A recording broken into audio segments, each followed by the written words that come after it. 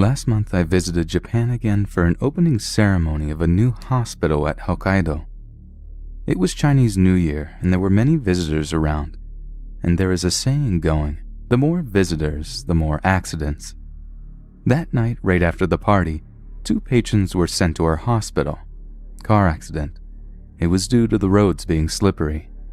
The car lost control and spun 40 meters across the road and smashed into a tour bus. Luckily, there were no tourists inside or around the bus at the time, but the bus driver had his lower body crushed where the car had smashed. The driver of the car was an old man heading to a wedding ceremony. Information from the police said that he stepped on the brake too suddenly, that the rear tire slipped. Very unfortunately, the car driver died immediately. That night, the family of the car driver came over, and we had to tell them the tragic news. Meanwhile, the bus driver was rushed to do an immediate operation. We needed to observe him and decide whether or not to do another operation some days later when he awoke. We found that the bus driver's family had not arrived, and we realized that he was living alone and had no family. The bus driver didn't wake for almost a week. His company's co-workers and managers did visit, but none of them stayed for too long since he was not in good shape.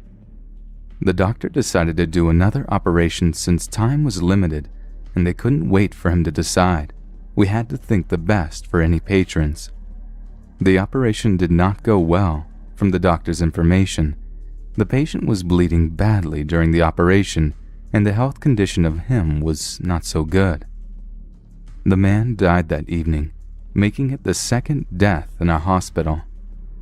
That night, when I went to tidy up the patient's room for the next day's use, I saw a person facing the wall, mumbling to the wall.